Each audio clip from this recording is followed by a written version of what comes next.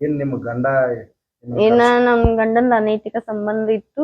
ಆತರದಿಂದ ಅದನ್ನ ನಾ ಪ್ರಶ್ನೆ ಮಾಡಿದಕ್ಕ ನನಗ ಬಡಿದ ಹೊಡಿದ ಮಾಡ್ತಿದ್ರು. ಮತ್ತ ನನ್ ದೀಪಾವಳಿಗೆ ಹಬ್ಬಕ್ಕಂತ ಕರೆಸಿ ನಮ್ಮ ಮಮ್ಮಿ ಮೇಲೆ ಹಲ್ಲೆ ಮಾಡಿದ.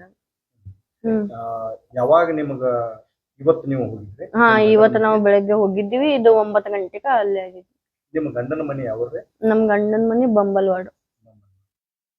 ಏನ ಇವತ್ತು ಪೂಜೆ ವಿಷಯವಾಗಿ ಕರ್ಸಿದ್ರು.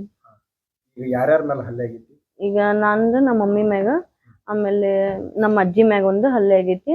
ಅವ್ರ ಎಲ್ಲರೂ ಬಡ್ದಿದಾರು. ಮತ್ತ ಅವ್ರ 2 ಮಂದಿ ಮೈದನ, ಒಬ್ಬ ಕಾಕ, 2 ಮಂದಿ ಮೈದನ, ಮತ್ತ ಮಾಮ, ಮತ್ತ ನನ್ನ ಗಂಡ ರಾಕೇಶ್ ಹೊಸಮನಿ, ಮತ್ತ ನಮ್ಮ ಅತ್ತಿ. ಒಟ್ಟು ಎಷ್ಟು ಜನ ನಿಮ್ಮ ಮೇಲೆ ಹಲ್ಲೆ ಮಾಡ್ತಾರೆ? 4 ಜನ, 5-6 ಜನ ಕೂಡಿ ನಮ್ಗ ಹೊಡೆದಿದ್ದರು. ಏನ್ ತಲಿಗೆ ಪೆಟ್ಟಲ್ಲ? ತಲಿಗೆ ಪೆಟ್ಟ, ಮತ್ತ ಆಮೇಲೆ ತಲಿ ಟೀಚ್ ಬಿದ್ದಿದಾವ. ಆಮೇಲೆ ಎಲ್ಲ ಗಲ್ಲ ಎಲ್ಲ ಚುರ್ಕೊಂಡಿದಾರಿ. ಆಮೇಲೆ ಬೆನ್ನು ಎಲ್ಲ ಸರ್ವೈಕಲ್ ಪೇನ್ ಆಗಿದೆ. ಈ ಹಿಂದೆ ಏನಾದ್ರು ನಿಮ್ಗ ನಿಮ್ಮ ಗಂಡಗ ಮನಸ್ತಾಪ ಏನಾದ್ರು ಇತ್ತು? ಹಾ, ಒಂದು ಹುಡುಗಿ ಸಂಬಂಧ ಮನಸ್ತಾಪ ಇದೆ. ಅದರಿಂದ ಮತ್ತೇನಿಲ್ಲ. ಅವ್ರಿಗೆ ಬೇರೆ ಜೊತೆ ಅಫೇರ್ ಐತೆ ಅಂತ ಮನಸ್ತಾಪ ಇತ್ತು.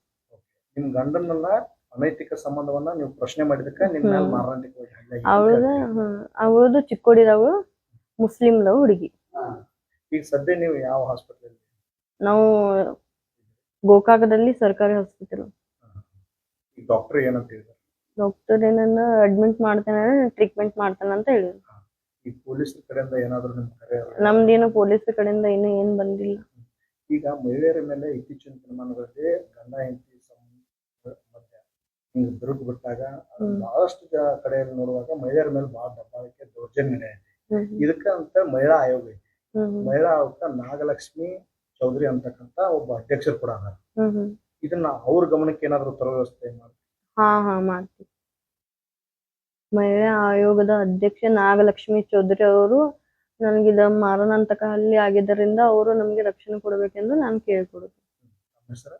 ರಾಜಶ್ರೀ ರಾಕೇಶ್ ಹೊಸಮನಿ. ನಮ್ದು ಚಿಕ್ಕೋಡಿ.